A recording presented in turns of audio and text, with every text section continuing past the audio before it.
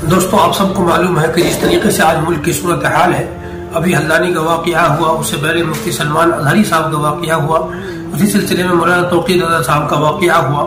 चाहे वो हल्द्वानी के मुसलमान लड़ रहे हों या मौलाना तौक़ीर रज़ा साहब बरेलवी लड़ रहे हों या मुफ्ती सलमान अजहरी साहब लड़ रहे हों, क्या वो तमाम लोग तन्हा लड़ाई लड़ते रहेंगे या मुस्लिम हुक्मरान, मुस्लिम जिम्मेदारान सामने आकर के कुछ बात कहेंगे?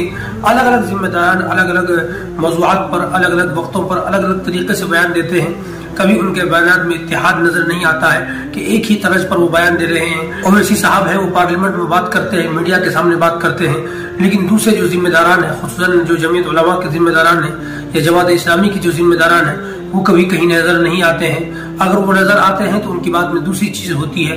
तो इस तरीके से हमारा बिखराव, हमारा इंतशार, ये हमें ही नुकसान पहुंचाएगा। जबकि ये होना चाहिए था कि एक मुस्लिम जमातों के और मुस्लिम रहनुमाओं की तरफ से एक मुत्तहिद प्लेटफार्म होता, उसके अंदर बरेलवी मकतब फिक्र के भी लोग होते, देवबंदियत या जितने भी मकतब फिक्र मुसलमानों के नाम पर हैं, जिनका किबला एक है, उन तमाम का एक मुत्तहिद प्लेटफार्म होता, जहां से वो आवाज लगाते।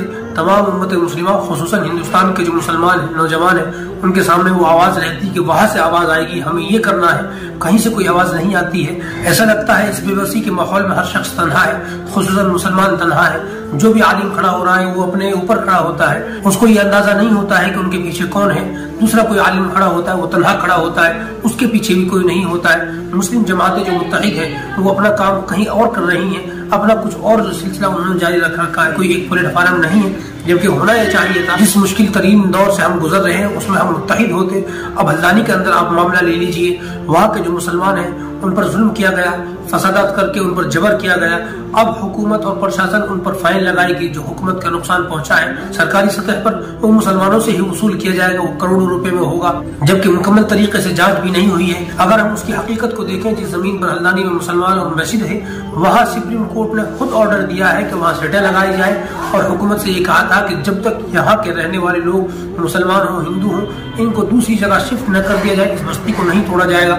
तो ऐसी हालत के अंदर जो मुस्लिम जिम्मेदारान हैं, हम उनके सामने गुहार नहीं लगाएंगे, उनके सामने हम अपना दुखड़ा नहीं रोएंगे, तो किसके सामने रोएंगे? इस वक्त हिंदुस्तान में कौन हमारी सुनने वाला है? अफसोस दूसरों पर नहीं है, अफसोस अपने ऊपर है, अपने रहनुमाओं पर है कि वही नहीं सुनते हैं, वही नहीं आगे आते हैं। अगर यही सूरत हाल रही तो याद रखना, मौलाना तौक़ीर रज़ा साहब वो अलग मिट जाएंगे, मुफ्ती सलमान अजहरी अलग मिट जाएंगे, दूसरी जमहूरियतें आहिस्ता आहिस्ता खत्म हो जाएंगी और हम बेबस हो जाएंगे। इसलिए खुदारा दरख्वास्त है तमाम जमहूरियतों से, आप उन तक पहुंचाएं ये बात। आप भी मुत्तहिद हो, जहां भी हैं मुत्तहिद हो, और इसलिए आपसे दरख्वास्त है उन तक पहुंचाएं। आप तक जिन तक बात पहुंच रही है, वो मस्जिदों में बैठ करके एक दूसरे आदमी से बात करें कि ये गलत हो रहा है, और मुत्तहिद हो। अपने अपने जख्मों को, अपनी लड़ाइयों को, अपने वाक़यात को भुला करके अपनी क़यादत को ऐलान लगाओ कि आप कहाँ हो। हमारी वीडियो को सब्सक्राइब करें और दूसरों लोगों तक पहुंचाएं, ताकि लोग मुत्तहिद हों और हालात हादिरा से निपटने के लिए तैयार हों। इसका मतलब ये बिल्कुल नहीं है कि हम हुकूमत के खिलाफ जाकर या कानून को अपने हाथ में लेकर के उड़दंगबाजी बजाते फिरें, लेकिन जो जरूरी है और कानून इस बात की इजाजत देता है, अगर आपके साथ जुल्म किया जा रहा है, आपको मारा जा रहा है, बदले में आप अपना दिफा कर सकते हैं, बचाव कर सकते हैं, आप भी चला सकते हैं। लेकिन जब मुसलमान चलाता है तो उसको पकड़ लिया जाता है, उसको दहशतगर्द बताया जाता है, उसको पत्थरबाज बताया जाता है, उसके खिलाफ मुकदमे दायर किए जाते हैं। अभी देखना, जो हल्द्वानी का मामला जब छन करके आएगा तो कितने मुसलमान मुजरिम ठहराए जाएंगे, और जो उसूली है जाहिर है वो मुसलमानों से ली जाएगी। तो ऐसे वक्त में हमारी जमातों का मुत्तहिद न होना, मुंतशिर होना, बिखरे हुए न होना, हमारे पास कोई एक प्लेटफार्म न होना, अलग अलग आलिमों का अलग अलग तरीके से लड़ाई लड़ना, कोई पार्लियामेंट के अंदर लड़ रहा है जैसे असदुद्दीन ओवैसी है, या दूसरी सड़कों पर जो लड़ाई हो रही है, एहतजाज हो रहे, कुछ लोग तमाशाई बने हुए हैं, कुछ मुसलमान मजाक उड़ा रहे, कुछ अलग तरीके से अलग नजरिया बनाए बैठे हैं। इसलिए तमाम से दरख्वास्त है, एक प्लेटफार्म पर आकर एक नजरिए के साथ हुकूमत के ताउन करें, मुल्क की खिदमत करें और मुल्क को आगे ले जाने की कोशिश करें।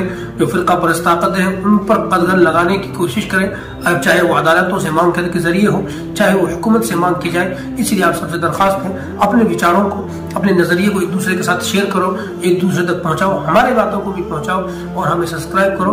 जब आप अपने नजरियात को एक दूसरे तक पहुंचाओगे, हालात हाजिरा पर रोशनी डालोगे, तो यकीनन इससे फायदा होगा।